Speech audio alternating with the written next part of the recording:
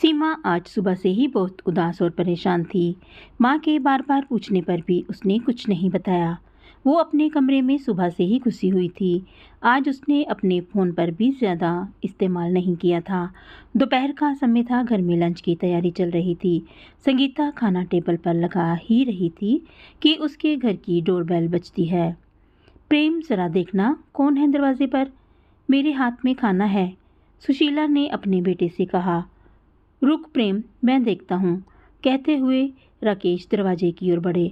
अरे प्रेमा जी, आप आइए, अंदर आइए।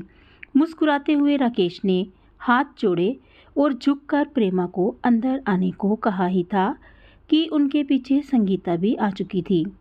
अरे प्रेमा बहन, आप सब ठीक तो है? आइए, आप बिल्कुल समय पर आई हैं।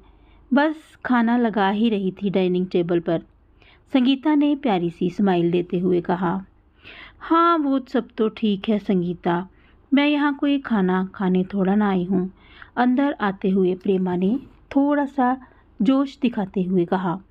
क्या हुआ बहन जी, आप तो नाराज़ हो रही हैं, कोई बात हुई है क्या? राकेश ने प्रश्न सूचक निगाहों से प्रेमा से पूछा। प्रेमा ने उसके प्रश्न का उत्तर ना देते हुए कहा, सीमा कहाँ है? जी वो अपने कमरे में है, अभी बुलाई देती हूँ। पर क्या उसने कुछ किया है? संगीता ने फिर वही प्रश्न किया। सीमा का जिक्र चल ही रहा था कि तब तक वह अपने कमरे से निकलकर बाहर डाइनिंग हॉल में आ जाती है। नमस्ते आंटी जी, सीमा ने अपने सर पर चुन्नी करते हुए प्रेमा को विश किया। नमस्ते तो ठीक है सीमा, पर ये बताओ कि तुम कल से सूरज से बात क्यों नहीं कर रही हो और अपना फ़ोन बंद करके बैठी हो? प्रेमा ने कड़क तेवर में कहा। अब घर के सारे सदस्य प्रेमा सहित सीमा को देख रहे थे। देखो, सूरज बहुत ही इमोशनल और हठीले स्वभाव का लड़का है। अगर तुम दोनों के बीच कुछ हुआ है तो तुम अपनी ओर से सॉरी बोल के रफा दफा कर दो। मैंने तुम दोनों की सगाई के बाद शादी में 4 हफ्तों का टाइम इसलिए रखा था कि तुम दोनों आपस में बात कर सको, एक दूसरे को जान सको, इसलिए नहीं कि रोज मुंह फुला के गुस्सा करके बैठ जाओ। सीमा, क्या हुआ है? और प्रेमा आंटी सही कह रही हैं। अरे छोटे मोटे झगड़े तो होते ही रहते हैं अक्सर कपल्स में। अब हमें ही देख लो, शादी के इतने दिनों बाद भी तेरी माँ मेरे से रोज झगड़ा कर ही लेती है, फिर भी मुझे सॉरी बोल के मामला रफा दफा करना पड़ता है। राकेश ने जॉली अंदाज में सीमा से कहा। आप तो रहने ही दो, बच्चों को ऐसे टाइम पर भी ना यही एग्जाम्पल देना। बेटा सीमा, अगर कुछ है तो हमें बताओ। कल को आपकी शादी सूरज से ही होनी है, इतना अच्छा लड़का हमें फिर नहीं मिलेगा। प्रेमा दीदी सही कह रही है, संगीता ने भी सीमा को समझाने की कोशिश की। सीमा, हम तो अपनी दोनों फैमिली के भले के लिए ही कह रहे हैं। शादी के इनविटेशन कार्ड तक पड़ चुके हैं, सारे रिलेटिव्स को पता चल चुका है। अब अगर कुछ होता है तो क्या कह के उन्हें मना करेंगे? ये हमारी दोनों फैमिली की नाक का सवाल है। और अब प्रेमा ने संगीता की ओर देखा।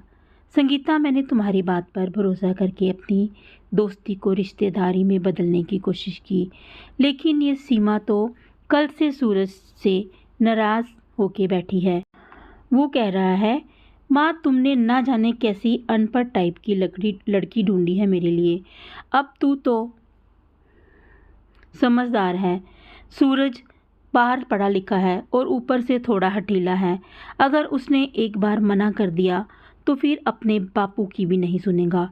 अब तू देख ले, इसे सॉरी बोलने के लिए मनाना ही पड़ेगा।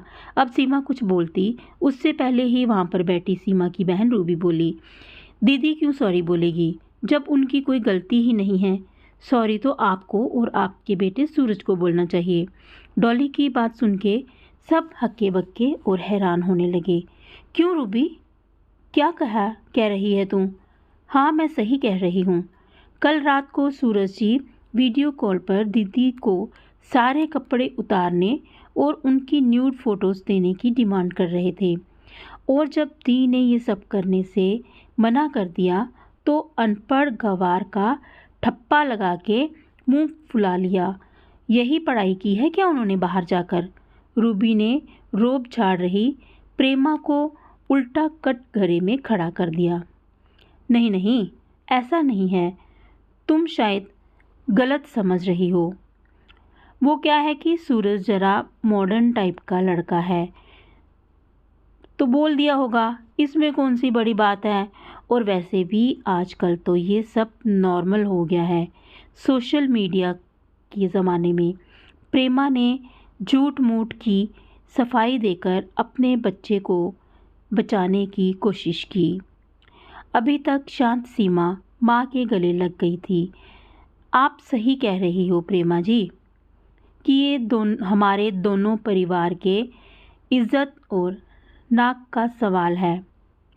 पर अब सोचने वाली बात है कि नाक किसकी कटी, आपके परिवार की या हमारे परिवार की। अगर आपको किसी भले घर की लड़की के न्यूड फोटो मांगना आधुनिकता और नॉर्मल लगता है तो ये काम आपको ही मुबारक हो।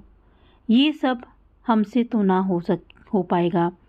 राकेश जी ने अपने दोनों हाथों से अपने आंसू साफ किए और फिर प्रेमा के आगे हाथ जोड़ लिए। प्रेमा, तू सब जानकर भी अनजान बनते हुए मेरी बेटी से सॉरी बोलने के लिए कह रही थी, यहाँ तक चली आई। पर कोई बात नहीं, मैं तेरे घर तेरे बेटे को इस हरकत पर ये कहने के लिए भी नहीं आऊँगी कि तेरा बेटा मेरी बेटी से सॉरी बोले, क्योंकि इतनी संकीर्ण सोच रखने वाले इंसान को मैं अब दोबारा देखना भी पसंद नहीं करूँगी। अब तुम चाह सकती हो। प्रेमा अब कुछ बोलने लायक ही नहीं रही थी।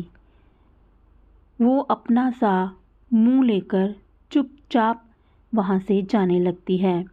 राकेश और संगीता दोनों अपनी बेटी को गर्व से सीने से लगाते हुए कहते हैं, ऐसा पढ़ा लिखा होने से तो अनपढ़ और गंवार होना ही लाख गुना अच्छा है। फ्रेंड्स, आपको ये कहानी कैसी लगी प्लीज़ हमें कमेंट्स करके ज़रूर बताइएगा और ये भी बताइएगा कि आप किस प्रकार की कहानी सुनना पसंद करते हैं। धन्यवाद।